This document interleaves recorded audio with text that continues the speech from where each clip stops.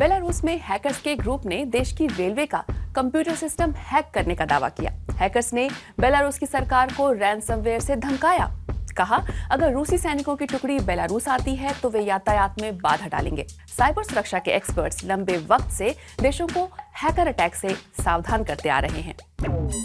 पर ये कितना बड़ा खतरा है?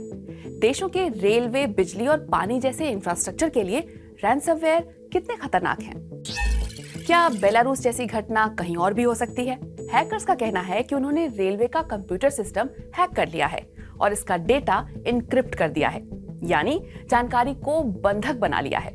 अब वे राजनीतिक मांगे पूरी होने पर ही इस डेटा की चाबी देने की बात कर रहे हैं।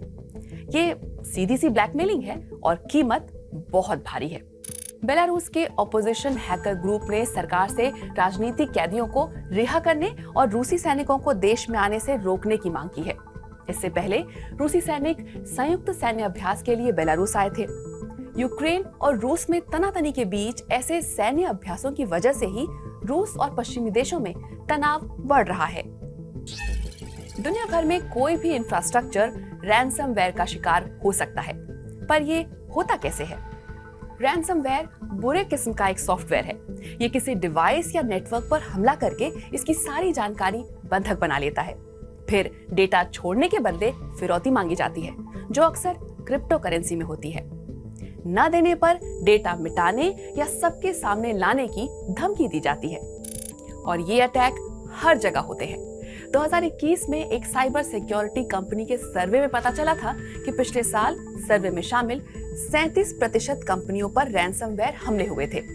भारत में तो इनकी तादाद 68% है और इससे पहले भी इंफ्रास्ट्रक्चर पर गंभीर हमले हो चुके हैं। FBI की एक रिपोर्ट के मुताबिक सितंबर 2020 से सितंबर 2021 के बीच अमेरिका के पानी और गंदे पानी के सिस्टम पर 4 रैनसमवेयर हमले हुए थे। हैकरों ने फिरौती पाने के लिए ताजे पानी की सप्लाई रोक दी थी। एक और आम टारगेट है हॉस्पिटल। सितंबर 2020 में हैकर्स ने जर्मनी के डुसेल्डॉर्फ यूनिवर्सिटी के अस्पताल पर हमला कर दिया था, जिससे मरीजों की जान पर बनाई थी। हालांकि हैकर्स का मकसद अस्पताल नहीं बल्कि डुसेल्डॉर्फ यूनिवर्सिटी पर हमला करना था, तो उन्होंने फिरौती लिए बिना ही डिक्रिप्शन की यानी डेटा रिलीज करने वाली चाबी दे दी थी। अप्रैल 2021 में अमेरिका की सबसे बड़ी तेल पाइपलाइन कोलोनियल हैक कर दी गई थी और वो 6 दिन तक बंद पड़ी रही। इसकी वजह से अमेरिका के पेट्रोल पंपों पर किल्लत हो गई थी। आखिरकार कोलोनियल ने घुटने टेकते हुए बिटकॉइन में $44 लाख की फिरौती चुकाई थी। वहीं बेलारूस में पहली बार रैनसमवेयर हैकर्स ने फिरौती में पैसे नहीं बल्कि राजनीतिक मांगे रखी हैं। जानकार मानते हैं कि रैनसमवेयर हमले बढ़ेंगे और हैकर्स की निगाहें हमेशा अहम इंफ्रास्ट्रक्चर्स पर होंगी।